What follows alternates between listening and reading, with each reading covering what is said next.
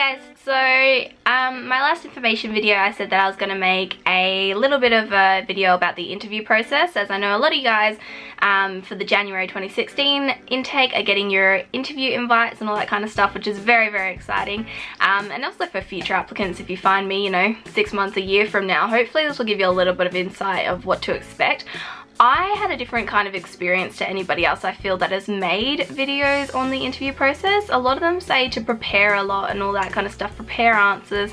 I actually found that that was worse. And I have been talking to another girl that is now my roommate for the program, and she thought the same thing. So I'm kind of doing this from a different perspective than the whole prepare, which is fine if that's the way you do things.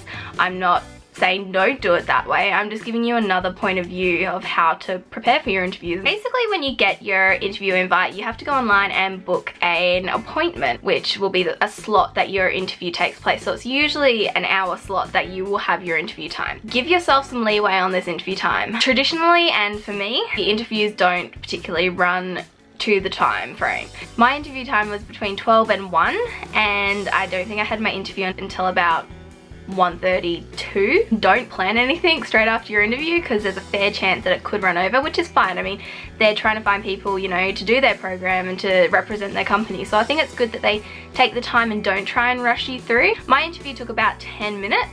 And we talked about whole different things, which I'll get into a little bit later. So the locations traditionally that the interviews take place, and for my program, was Sydney, Melbourne, and up in Queensland. I obviously did the one in Sydney, which you would have seen my Sydney vlog. It's something to keep in mind if you are interstate. You will have to get to your interview. So I had a girl in my interview group, and hopefully future roommate, she was from Perth, so she had to travel from Perth to her interview, which, you know, is not a small trip to do, unlike Canberra to Sydney.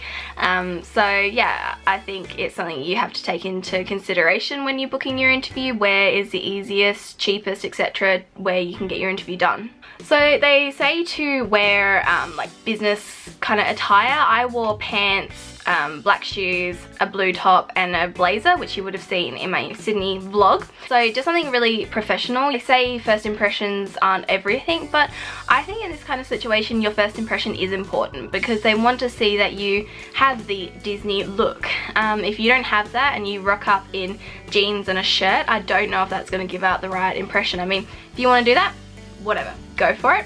I just think you should put a little bit more effort in to your appearance and try and represent you as a person. The first thing you have to do is attend a presentation. Now, this is really awesome. I love the presentation. Jill did our presentation, which she usually does the Australia-New Zealand interview, and it was really cool. They kind of talk about the company and other companies that Disney owns. They talk about the parks, they talk about the program, classes, you know, the housing, everything kind of about the program and about the Walt Disney World resort, and also Disney in general. They kind of mention it, just to give you some background, some information, that kind of stuff.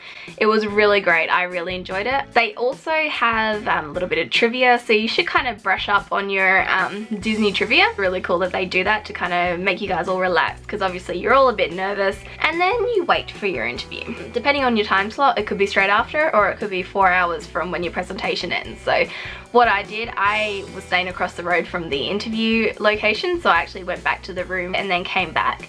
But a lot of people just kind of hung around, found other people in their time slot, all that kind of stuff, and just kind of talked, got to know each other, talked about the program, talked about how they're feeling. We also had a couple of alumni, which was really cool. They kind of stayed around after the interview and answered questions for us, you know, what was the program like, what to expect, you know, and other questions like that. It was really cool to kind of be able to get an insight from somebody that has actually done the program. And then once your wait is done, you kind of go into your interview. They call you in one by one.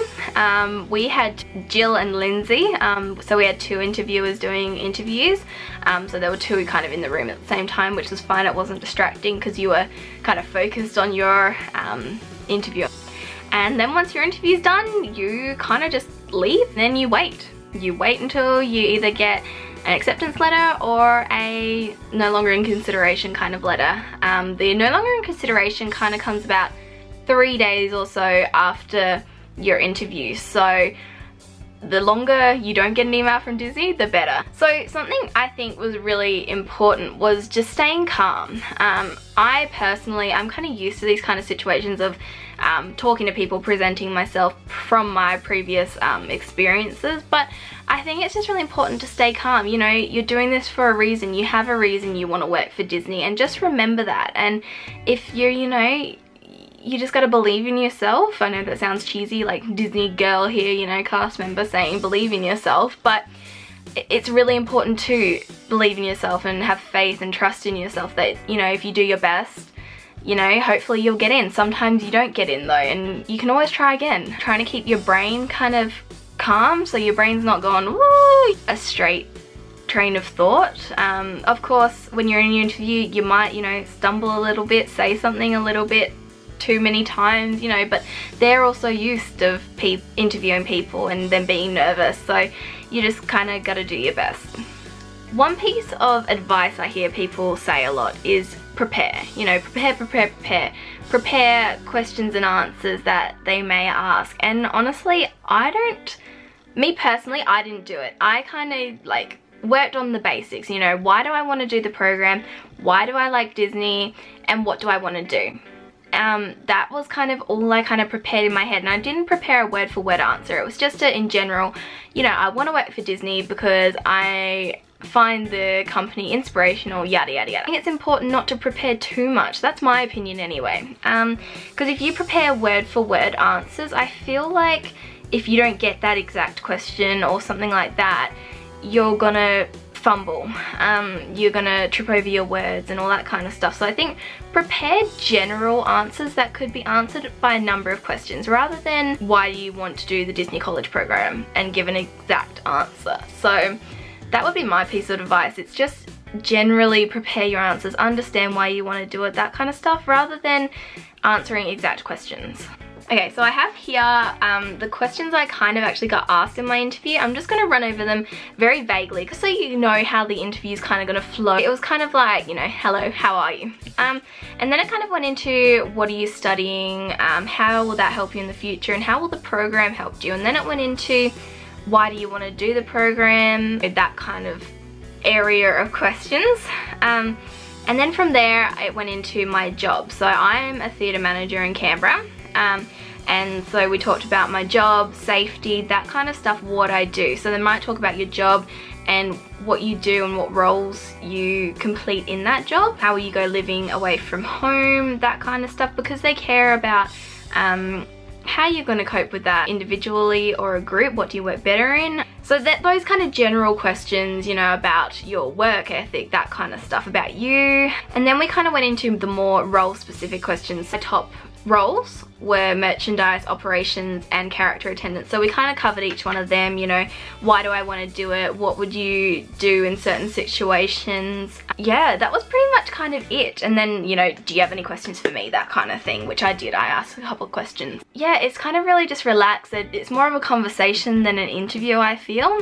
So it's just really knowing what you want to do and why you want to do it, I feel, is the most important thing to know going into it.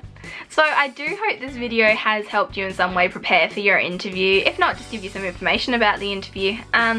If you have any other questions, please pop them down below and I'll get back to you.